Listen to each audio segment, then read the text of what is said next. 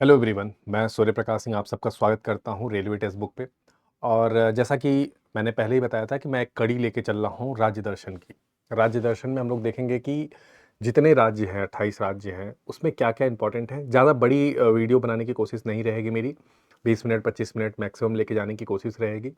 और उत्तर प्रदेश का हो चुका है, जो लोग नहीं देखे हैं प्लीज़ जाके देख लीजिए, क्योंकि वो बहुत इंपॉर्टेंट है, वहाँ से क्वेश्चंस बनते हैं। मैं उन्हीं टॉपिक्स को रख रहा हूँ जहाँ से स्टेट में क्वेश्चन बनते हैं, जैसे सीएम, गवर्नर, डिस्ट्रिक्ट कितने होते हैं, कौन से डांस हैं, कौन सा पॉपुलेशन वाइज कहाँ पे रैंक रखती है, क्या नाम है, कैसे पढ़ा, क्या फॉर्मेशन पढ़ा, इन चीज़ों पे हम लोग पूरा डिस्कशन करते हैं। और ज़्यादा बड़ी ना करते हुए क्लास को शुरू करते हैं। और जो बच्चे डेली इसको देखेंगे, मैं गारंटी दे रहा हूँ उनको बहुत प्रॉफिट होने वाला है। मैं बहुत प्रॉफिट होने वाला है, जितने भी रेलवे के एस्पिरेंट्स हैं, जितने भी बच्चे हैं। तो प्लीज़ जितना देख सकते हैं आप, जितना शेयर कर सकते हैं इसको करिए, और सेशन को लाइक ज़रूर कर दीजिएगा। चलिए शुरुआत कर लेते हैं। बात होती है बिहार की। उत्तर प्रदेश हो चुका है, जो बच्चे जुड़े हैं उनको पता है कि उत्तर प्रदेश का कहानी हो चुका है। अब बात करेंगे बिहार की। ये बिहार का मानचित्र है, जिसे हम लोग नक्शा भी बोलते हैं, जिसे हम लोग मैप भी बोलते हैं। अगर मैं बात करूं वेस्टर्न साइड, तो बिहार से उत्तर प्रदेश जुड़ा हुआ है। ऊपर की साइड नेपाल है। अगर मैं बात करूं ईस्टर्न साइड, तो पश्चिम बंगाल, जिसे वेस्ट बंगाल भी बोलते हैं। और नीचे की साइड अगर देखें तो झारखंड जुड़ा हुआ है। किससे भाई? बिहार से। याद रखिएगा, उत्तर प्रदेश, नेपाल, पश्चिम बंगाल और झारखंड। टोटल कितने जिले हैं, सवाल ये आता है। कितने डिस्ट्रिक्ट है, सवाल ये आता है। अब इस सवाल को तो करना ही पड़ेगा भाई। अब बताइए कितने डिस्ट्रिक्ट हैं। तो टोटल 38 डिस्ट्रिक्ट है और 9 मंडल है। टोटल 38 डिस्ट्रिक्ट और 9 मंडल है। ये याद रखिएगा, क्योंकि यहाँ से क्वेश्चन भर भर के पूछ देता है। ठीक है, चलिए आगे आते हैं। आगे आते हैं, गवर्नर कौन है भाई? तो गवर्नर हैं राजेंद्र राजेंद्र विश्वनाथ जी हैं, जो कि गवर्नर हैं बिहार के। कौन है भाई ये? गवर्नर हैं बिहार के। याद रखिएगा, क्वेश्चन बड़े मन से आता है। अब एक आपको होमवर्क मैं दे देता हूँ। कमेंट बॉक्स में मुझे ये बताइए, आप लोग जितने लोग देख रहे हैं, कमेंट बॉक्स में मुझे बस ये बताइए कि बिहार तो हो गया, उत्तर प्रदेश जो मैंने बताया था आपको, तो यूपी के सीएम और गवर्नर का नाम मुझे बताइए। गवर्नर का और सीएम का मुझे नाम बताइए। ठीक है, गवर्नर और मुख्यमंत्री का नाम उत्तर प्रदेश के। आज बात करेंगे बिहार की। तो श्री राजेंद्र विश्वनाथ अर्लेकर, जो कि इस समय गवर्नर हैं बिहार के। अब अगर हम लोग बात करें मुख्यमंत्री के, तो नीतीश जी हैं, नीतीश कुमार हैं। नीतीश कुमार हैं। नीतीश कुमार है, जो कि मुख्यमंत्री हैं बिहार राज्य के। बहुत ही ज़रूरी है ये दो चीज़ें, क्योंकि आपके एग्ज़ाम में गवर्नर, सीएम भर भर के पूछता है, तो ज़रूर याद रखिएगा। दूसरा डांस पूछता है, जो कि मैं रखा हूँ। पॉपुलेशन वाइज रैंक पूछ देता है, वो भी मैं रखा हूँ। हर चीज़ें रखा हूँ। तो जो लोग प्रॉपर सही से इसको करेंगे, उनको एग्ज़ाम में ज़रूर प्रॉफिट दिखेगा। चलिए आगे चलते हैं। आगे चलते हैं और थोड़ा सा बात करते हैं राज्य की। राज्य का नाम। बिहार ऐसा माना जाता है कि इस क्षेत्र में बौद्ध मठ, जो कि मतलब बिहार मतलब घूमने का कार्य करते थे अधिकतर, कारण इस क्षेत्र का नाम बिहार पड़ गया। ठीक है, उल्लेखनीय यह है कि यह क्षेत्र प्राचीन समय से बौद्ध धर्म का प्रमुख केंद्र रहा है। आपको पता होगा कि बुद्ध भगवान का जन्म भी हुआ था यहीं लुम्बिनी में, जो कि अभी नेपाल का पार्ट है, लेकिन कहीं ना कहीं बिहार में ही आता था। उसके बाद अगर मैं बात करूं, इन्होंने गया में ही अपना जो इनलाइटमेंट कहते हैं, जिसे ज्ञान की प्राप्ति हुई थी उनको, बोध गया में वो भी हुई थी। आपको पता है यूनेस्को का वर्ल्ड हेरिटेज साइट भी है महाबोधि टेम्पल। महाबोधि टेम्पल जो है, महाबोधि जो टेम्पल है, पता नहीं बच्चों को दिख रहा है कि नहीं, इसलिए मैं कलर चेंज कर लेता हूँ। यहाँ पे थोड़ा लाइट कलर कर लेता हूँ। महाबोधि जो टेम्पल है, महाबोधि जो टेम्पल है वो कहाँ पे है? गया में है। गया में है। और वो भी गया में भी अगर मैं बात करूं, तो बोध गया में है, जहाँ पे कि बुद्ध भगवान ने क्या किया था? ज्ञान की, इनलाइटमेंट की प्राप्ति की थी। ये शहर जो है, ये बोध गया जो है, ये निरंजना रिवर के किनारे बसा हुआ है। निरंजना रिवर के किनारे बसा हुआ है। तो इंपॉर्टेंट ये भी है कि कौन से रिवर के किनारे बसा हुआ शहर है बोध गया। तो याद रखिएगा, निरंजना रिवर के किनारे बसा हुआ है। इसी रिवर के किनारे बुद्ध भगवान ने एनलाइटमेंट मतलब कि ज्ञान की प्राप्ति की थी बच्चों। याद रखिएगा। ज्ञान की प्राप्ति इसी रिवर के किनारे की थी। चलिए अगली बात कर लेते हैं। इस महाबोधि टेम्पल को बनवाया कौन? इस महाबोधि टेम्पल को अशोका ने बनवाया था। अशोका द ग्रेट ने लगभग 3rd बीसी सेंचुरी में, 3rd बीसी सेंचुरी में इसे अशोका द ग्रेट ने बनवाया था। बहुत सारी इंपॉर्टेंट चीज़ें हैं, आप समझते जाइए, पकड़ते जाइए, यहाँ से क्वेश्चन मिलते जाएंगे।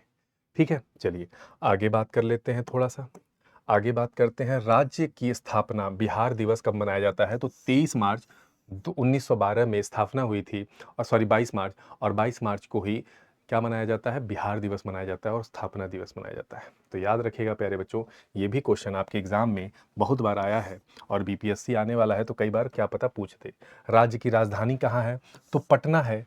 पटना को पहले पाटलिपुत्रम के भी नाम से जाना जाता था, कुसुपुर के नाम से भी जाना था, और उदयायन ने इसका जो पहले राजगीर ट्रांसफर हुआ करता था मगधा डायनेस्टी का, उसे ट्रांसफर कर दिया पाटलिपुत्र, और बाद में वही पटना बना। पटना आज भी राजधानी है, और बहुत ही ठीक ठाक शहर बिहार का अगर मैं मानूँ एक तो वो है, और काफ़ी बहुत ही, देखो बिहार क्या है ना, बिहार इतिहास की धरती है। बिहार एंशिएंट हिस्ट्री से आप आओगे ना तो बिहार हर जगह जिक्र मिलेगा। बस स्टोन एज और हड़प्पा में थोड़ा सा कम मिलेगा, लेकिन फिर भी महाजनपदा जहाँ से शुरू होता है, अंगा डायनेस्टी, महाजनपदा, वैशाली, मतलब भर भर के यार, जितनी मतलब आधे से ज़्यादा तो वहीं पे पड़ी हुई हैं। ठीक है, चलो राज्य की भौगोलिक स्थिति की बात करें तो भाई ये अक्षांश है जिस पे ये टिका हुआ है। राज्य का क्षेत्रफल अगर मैं बात करूँ 94,163 वर्ग किलोमीटर है। देश में 13वें स्थान पे सबसे बड़ा राज्य है ये। ठीक है, 13वें स्थान पे सबसे बड़ा राज्य है। उत्तर से दक्षिण की लंबाई 345 किलोमीटर है, और पूर्व से पश्चिम की लंबाई 483 किलोमीटर है। पूर्व से पश्चिम की अगर मैं बात करूं तो बात हो रही है इसकी। ठीक है, पूर्व से पश्चिम की बात हो रही है इसकी, और अगर मैं उत्तर से दक्षिण बात करूं तो इसकी हो रही है।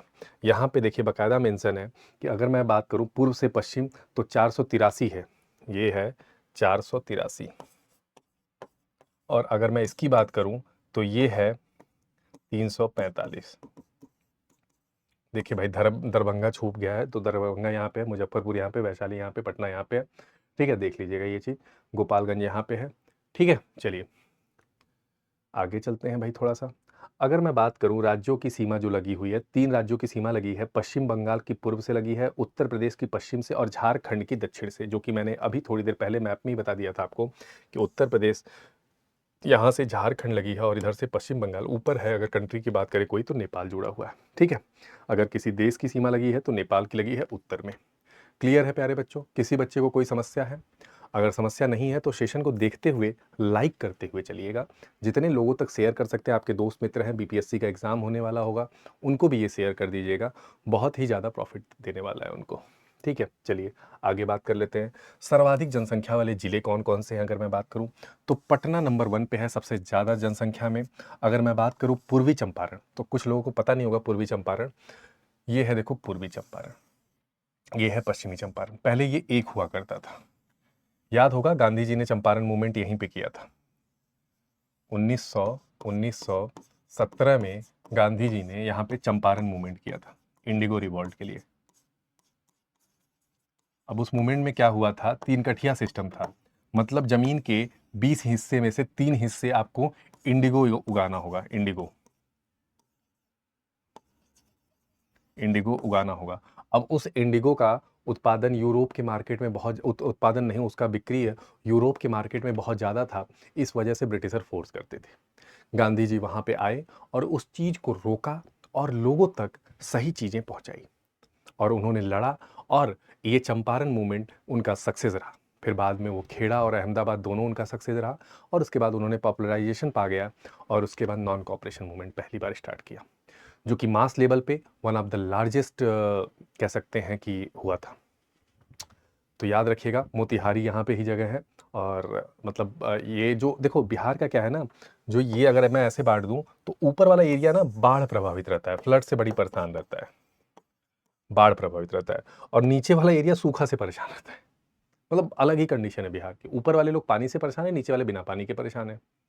तो ये समस्या है नॉर्थ बिहार और साउथ बिहार की। ठीक है, चलिए आगे चलते हैं प्यारे बच्चों। गवर्नर हो गया, एरिया हो गया, बुद्ध भगवान हो गए। आगे आते हैं थोड़ा सा जनसंख्या पे, तो पटना भाई सबसे ज़्यादा जनसंख्या वाला जिला है। पूर्वी चंपारण दूसरे पे है।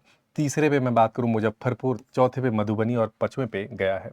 देख लीजिए, मैं मैप में ये भी दिखा देता हूँ। देखो यहाँ पे गया है, इधर कहीं मधुबनी है देखो, और इधर देखो मुजफ्फरपुर है।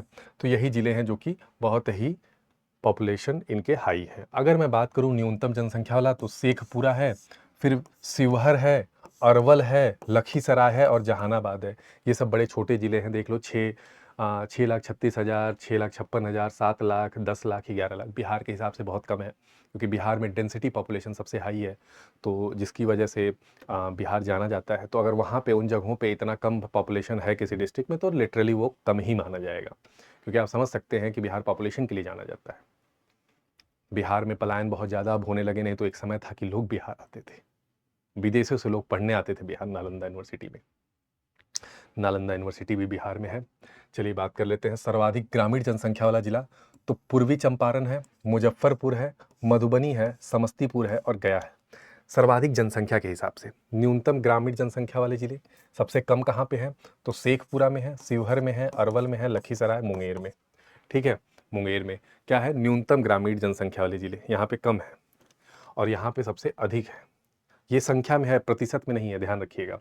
अगर मैं बात करूँ सर्वाधिक ग्रामीण जनसंख्या प्रतिशत वाले, तो समस्तीपुर है सबसे ज़्यादा प्रतिशत में, तकरीबन 96 दशमलव, मतलब आप समझो 3.5% लोग ही यहाँ पे शहर में रहते हैं, बाकी सभी लोग ग्राम में रहते हैं। मतलब आप समझ सकते हो कितना पिछड़ा है वो एरिया। फिर उसके बाद सेम तकरीबन बांका है, बांका में तकरीबन यही है और मधुबनी में भी यही है। आप देख लो, लगभग लगभग 3.5% के ही आसपास का ही रेंज है सभी तीनों जिलों का। पॉइंट में अंतर है, 0.1 का, 0.003 का।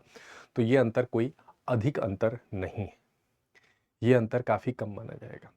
अगर मैं बात करूं ग्रामीण जनसंख्या सबसे अधिक कहाँ पे है, तो पूर्वी चंपारण, मुजफ्फरपुर, मधुबनी। पूर्वी चंपारण संख्या के हिसाब से है, ठीक है, 46,98,000, मतलब 47 लाख। मुजफ्फरपुर में 43,27,000, मधुबनी में 43,25,000 है और समस्तीपुर में 41,13,000 है और गया में 38,000 है। इन जिलों में संख्या के हिसाब से देखा जाए तो सबसे अधिक पॉपुलेशन है ग्रामीण की।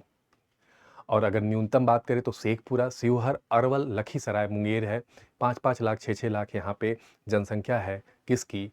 पॉपुलेशन की। और क्यों ना हो, क्योंकि ओवरऑल शेखपुरा की पॉपुलेशन आप देख रहे हो 6 लाख है और उसमें से 5 लाख, 6,27,000, मतलब 1 लाख लोग बस शहर में रहते हैं, बाकी मेजॉरिटी लोग पूरे कहाँ रहते हैं? गांव में रहते हैं। तो ऑब्वियस है, जब जिला छोटा होगा तो कहानी भी यहाँ की क्या होगी? संख्या भी तो कम होगी। क्लियर है बच्चों? क्लियर है तो सेशन को लाइक करते चलिएगा, शेयर करते चलिएगा, दोस्तों तक अपने पहुंचाते चलिएगा। चलिए आगे चलते हैं। बिहार विधानसभा, लेजिस्लेटिव असेंबली। कल मैंने आपको बताया था कि 6 राज्य हैं जिनके में लेजिस्लेटिव काउंसिल है। वो कौन कौन से हैं मैंने बताया था। महाराष्ट्र याद कर लीजिएगा। देखो, अगर मैं मैप के हिसाब से कहीं समझाने की जगह मिल जाए मुझे, चलो मैं यहाँ पे ही, चलो यहाँ पे मैं बता देता हूँ। ठीक है, यहाँ पे अगर मैं इंडिया का मैप बना लेता हूँ,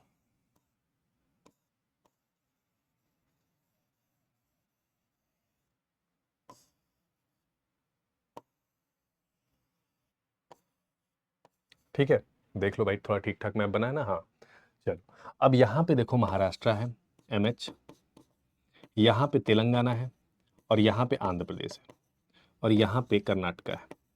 ये 4 राज्य हैं नीचे। आंध्र प्रदेश, पहले देखो आंध्र प्रदेश में हुआ करता था, लेकिन तेलंगाना अलग हुआ तो दोनों राज्यों में माना गया, क्योंकि दोनों, तेलंगाना 2014 में अलग हुआ था आंध्र प्रदेश से, तो दोनों में माना गया। यहाँ पे ये चारों राज्य में है। फिर इधर यूपी और बिहार, यूपी और बिहार इन राज्यों में है। तो 6 राज्यों में क्या है? Legislative council.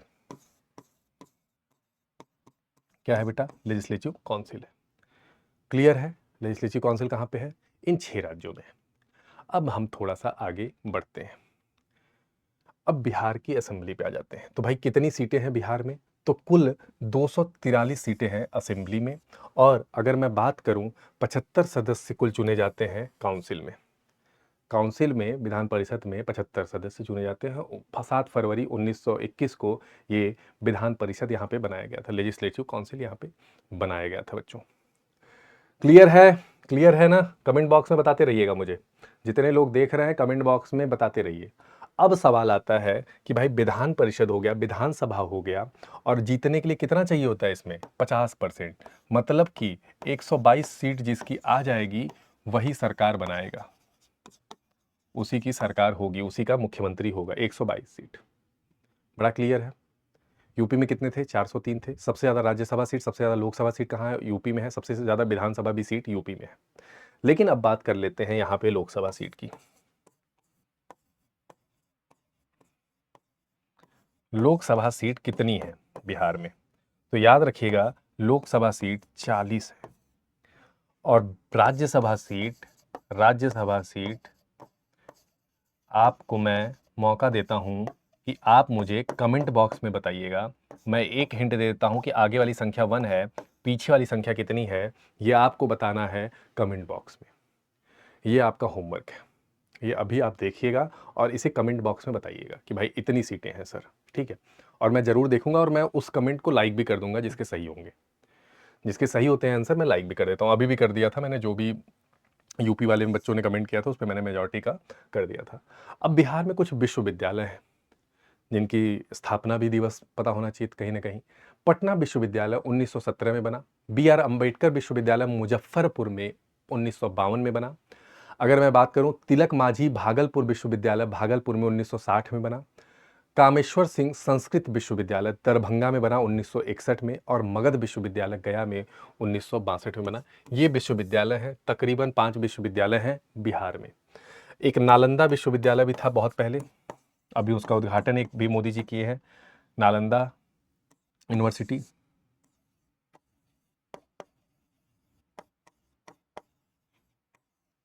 नालंदा यूनिवर्सिटी, ठीक है, नालंदा यूनिवर्सिटी है।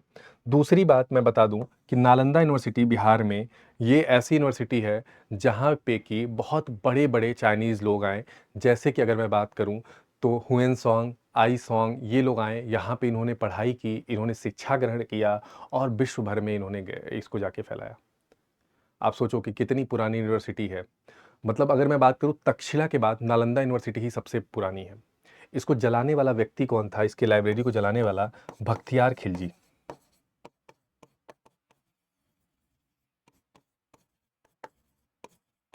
खिलजी,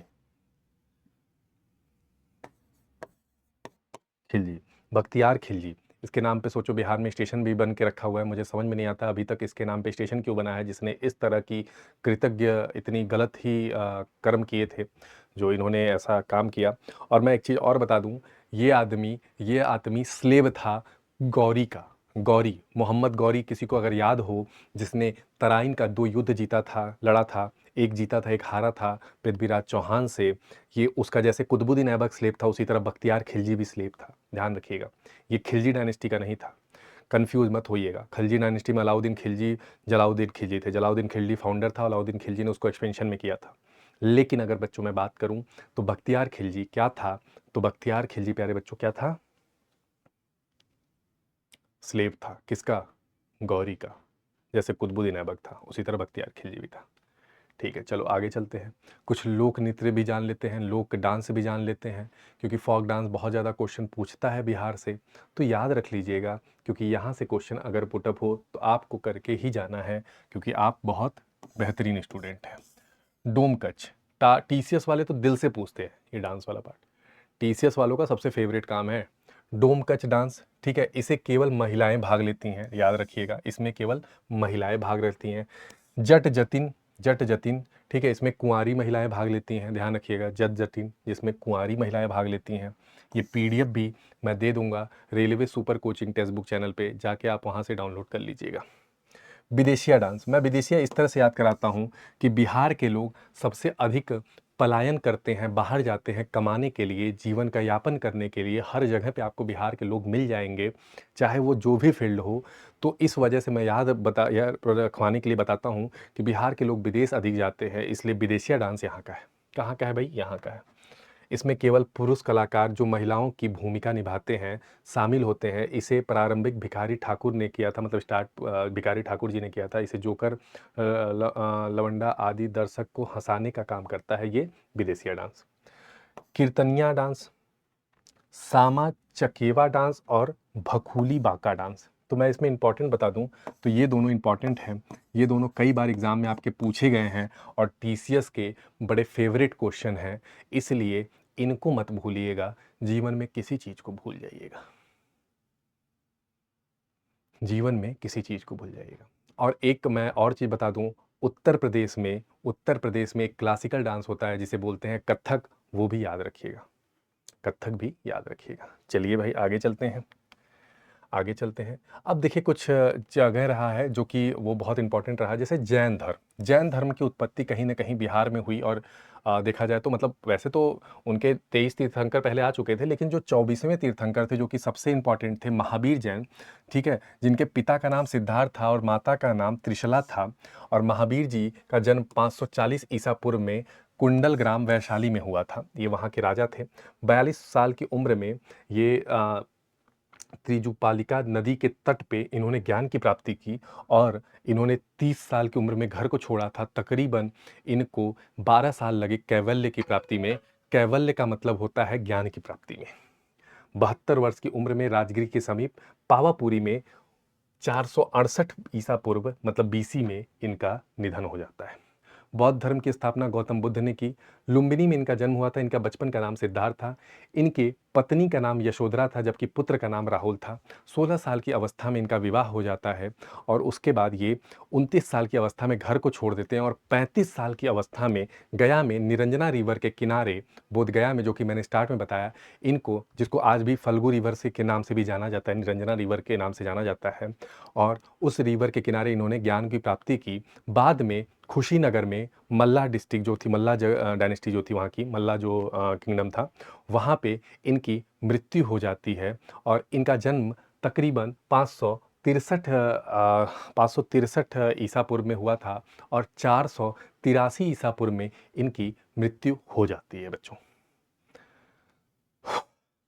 ठीक है, तो आई होप आपको अच्छा लगा होगा क्लास, बहुत सारी चीज़ें आपको सीखने को मिली होंगी और मेरे हिसाब से बहुत इम्पॉर्टेंट है ये जो चीज़ें मैं चला रहा हूँ आप लोग के लिए। तो प्लीज़ इसको जितना मैक्सिमम फॉलो कर सकते हैं प्लीज़ इसको फॉलो करिए। बाकी मिलते हैं नेक्स्ट वीडियो में। धन्यवाद। जय हिंद, जय भारत।